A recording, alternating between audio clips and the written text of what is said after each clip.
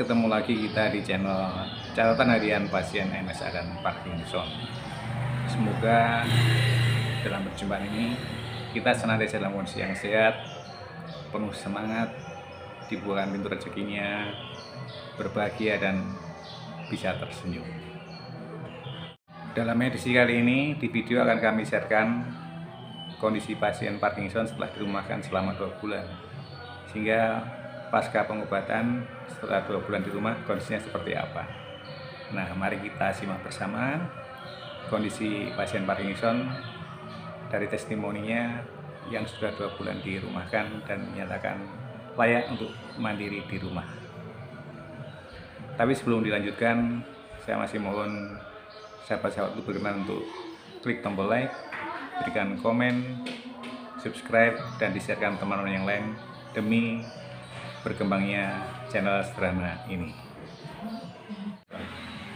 Kita bertemu lagi dalam edisi mengulik tentang penyakit Parkinson. Dalam pembicaraan dengan sama Parkinsonis, baik di grup WA ataupun secara langsung ataupun by WA call ataupun telepon, bercerita tentang suka duka sebagai penyandang penyakit Parkinson. Bisa kita bayangkan, guys,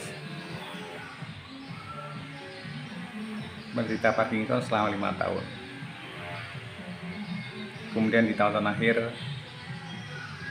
penderitaan bukan semakin hilang, tetapi semakin memuncak. Jadi merasakan betapa terpuruknya menderita Parkinson itu. Memang ada hal yang kontradiktif antara yang harus dilakukan sendiri dan perlu bantuan oleh orang lain, entah keluarga, entah perawat, entah siapapun yang ada di rumah, entah tetangga, entah orang-orang, teman-teman saudara kita yang berkunjung ke rumah kita untuk menengok.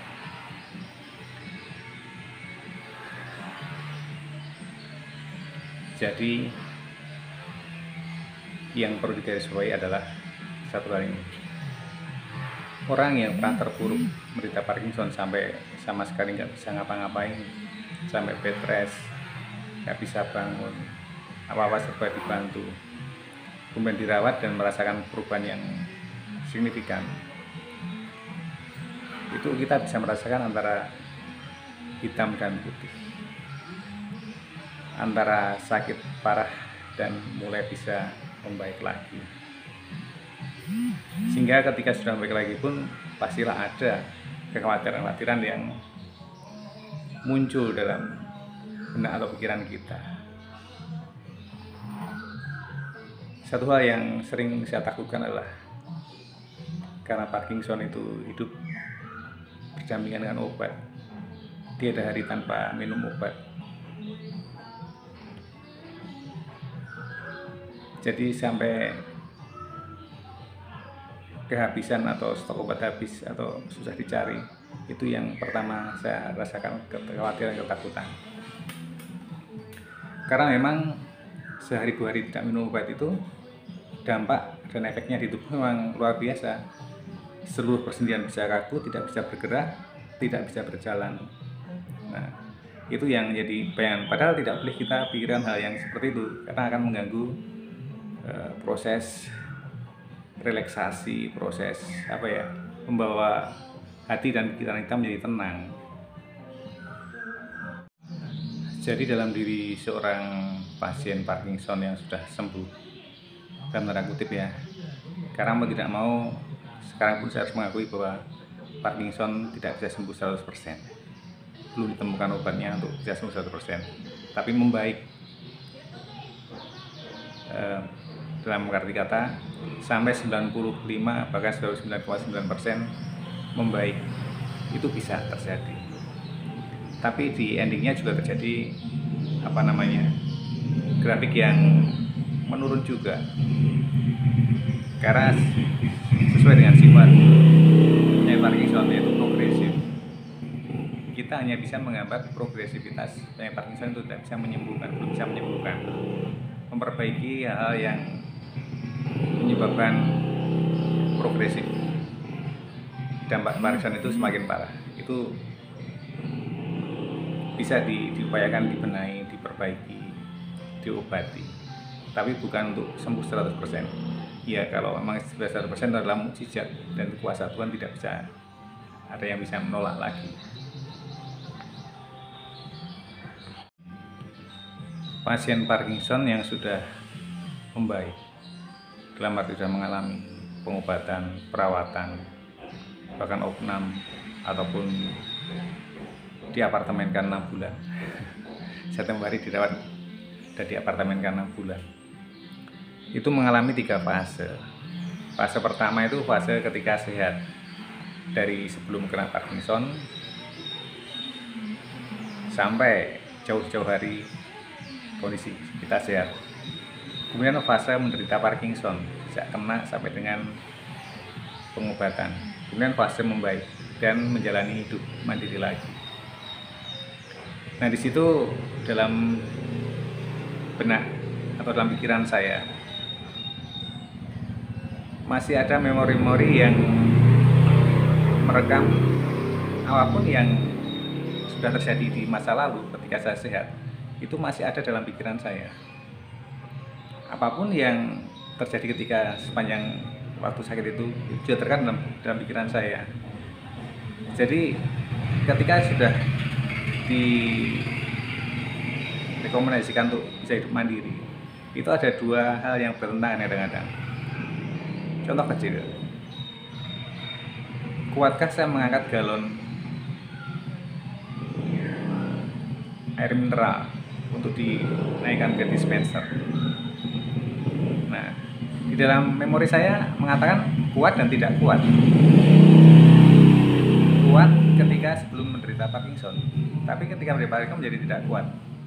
Nah, ketika mandiri perlu latihan lagi, dan akhirnya harus saya buktikan bahwa saya bisa lagi mengangkat galon air mineral ke dalam, kalau menggantikannya ke dalam dispenser. Nah, jadi ada lompatan-lompatan yang kadang iya atau tidak, seperti itu. Termasuk hal yang sepele, akan pakai baju setelah mandi, entah pagi entah sore itu ya. Dalam memori terekam bahwa semua pakaian bisa saya kenakan tanpa bantuan orang lain, entah itu t-shirtnya, entah itu kaos atau baju lengan panjang berkancing, berkerah, atau dengan celana yang bertali dan sebagainya. Itu di rekan memori saya bisa menggunakan. Tetapi di sisi lain terekam juga bahwa sepanjang saya menderita sakit Parkinson, itu tidak bisa saya lakukan sama sekali, harus dibantu. Mengancingkan baju nggak bisa, memasukkan memakai t-shirt oblong misalnya nggak bisa karena nggak punya kekuatan. Itu juga terekam dalam memori saya. Sehingga sekarang ketika mandi saya harus membuktikan lagi supaya tidak ada lagi keraguan bahwa saya bisa. Bukan sifatnya ragu-ragu, tapi saya bisa. Ya, harus berlatih. Itu pun juga harus berlatih, nggak bisa langsung membaik dalam pengobatannya, langsung bisa serta-merta bisa pakai baju, bisa pakai kaos, bisa pakai t-shirt, seperti itu. Nah, inilah yang ada dalam sosok seorang pasien Parkinson yang sudah membaik. Ada fase-fase seperti itu. Nah, yang dikhawatirkan adalah ketika kehabisan obat. Bener guys, sehari 2 hari tidak minum obat, kehabisan obat yang istilahnya paling fatal jika itu habis, itu kita benar-benar nggak bisa ngapa-ngapain. Dan orang saya mengatakan sampai kehabisan itu memulihkannya itu lama, atau katra itu apa ya namanya ya, untuk pulih kembalinya itu agak lama. Sebagai contoh, minggu yang lalu itu saya kehabisan Leximer, maaf menyebut merek obat, dan saya rasakan dari 5 obat yang ada, Cipro, Leximer, Stalevo, Levoben, dan Sherlock, ini yang paling vital adalah yang Leximer itu.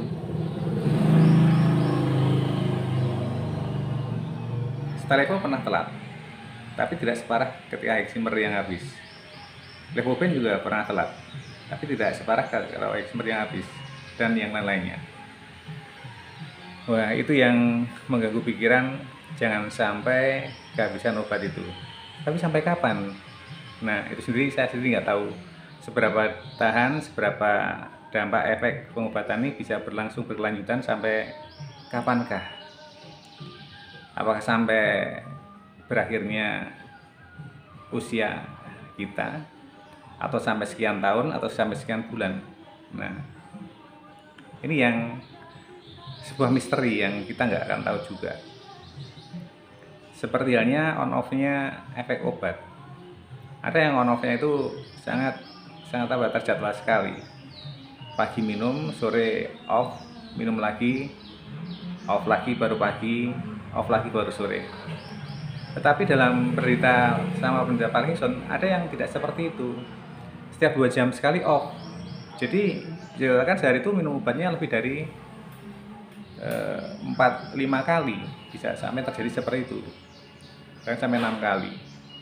Nah, itu saya bayangkan kalau sampai terjadi itu kan itu parah ya, parah dalam arti sangat mengganggu untuk beraktivitas sehari-hari, walaupun aktivitas yang ringan tidak bisa kita lakukan. Nah, itu yang saya khawatirkan. Kemudian kekhawatiran yang lain yang menyebabkan rasa takut adalah kekhawatiran untuk dalam kesendirian. Karena dalam kesendirian kita tidak bisa bicara dengan siapa-siapa. Kalau ada yang telepon bisa bicara telepon, kalau tidak seharian hanya diem saja. Nah, itu berdampak pada kelenturan pita-pita suara. Nah, ketika saya mengalami sampai akhir masa membak itu, sampai parahnya itu untuk bicara juga susah. Bicara itu gagu, bicara itu kaku, bicara itu sulit. Dari pikiran bisa diperintahkan untuk ngomong apa, bicara apa, bisa. Tapi ketika dieksekusi dengan alat ucap, tidak bisa keluar suara. Nah, itu untuk menyembuhkannya memang tidak serta-merta mudah ya. Dalam channel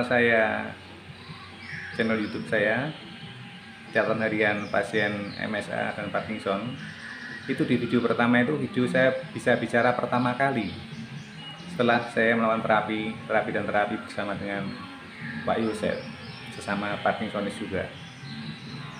Jadi dalam sehari-hari itu selama kurang lebih 4 bulan terakhir belum menyatakan bisa mandiri. Dari pagi itu kan jogging kemudian nanti stretching ringan, kemudian sore agak siangan lagi berenang, kemudian sorenya yoga. Nah, setelah yoga sekitar jam 5, yoga sekitar jam 4 sampai jam 5 sore lah. Jam 5 sampai jam 6 saya gunakan untuk karaoke yang dalam arti ya kita belajar berteriak, belajar untuk pede. Pertama kali nggak keluar suara. Ya karaoke dikatakan abal-abal ya, karena hanya memutar channel YouTube, channel karaoke yang kita cari. Nah, dari situ kami putar karaoke dan bernyanyi. Ya karaoke abal-abal lah. Nyanyi pun nadanya nggak karu-karuan. Jangan pakai nada pun suara itu nggak bagus. Awalnya pakai nada itu. Ya, akhirnya setelah 3-4 bulan bisa keluar suara, dan saya mulai membangun channel YouTube catatan harian pasien MSA dan Parkinson itu mulai dengan video pertama yaitu testimoni pengobatan Parkinson. Itu saya ingat pertama kali saya bisa mau bicara dan yang bisa saya dokumentasikan, saya shoot dan divideokan. Maka kalau kita perhatikan bicaranya itu nggak begitu jelas, suaranya nggak begitu keras, kemudian gerak mimiknya, ekspresi mimiknya juga nggak bagus atau kaku, kemudian suka menggeleng-gelengkan kepalanya, itu karena tremor yang terjadi di leher. Nah itu. Tapi lama-kelamaan semakin menipis lah, menipis dalam arti semakin membaik lah, bicara bisa kencang. Nah ini ketika nyasar mandiri lagi di rumah, ya di rumah dalam kesendirian, dalam sehari itu bisa dihitung untuk bicara. Ketika jogging pagi ketemu orang, kusapa itu bicara. Ketika bersepeda ketemu orang berbicara. Ketika ketemu Pak Satpam berbicara. Ketika ketemu tetangga berbicara. Tapi itu pun hanya 1-2. Tidak menjamin bahwa satu hari full itu ada saatnya berbicara lama. Jadi saya juga kembali aktivitas rutin saya hidupkan lagi. Saya minimal harus berkaraoke sekitar 30 menit lah untuk 4 atau 5 lagu untuk melenturkan pita-pita suara biar alat ucap itu juga berfungsi lagi dan menghasilkan suara yang bisa didengar dipahami oleh lawan tutur. Nah itu yang tidak mudah seperti itu, dan melihara kebugaran juga ternyata tidak mudah bagi penderita Parkinson itu. Berikut guys kutipan syair lagunya Mas Didi Kempot almarhum yang sering saya pakai untuk karaoke untuk melatih alat ucap saya, pita-pita suaranya biar lentur.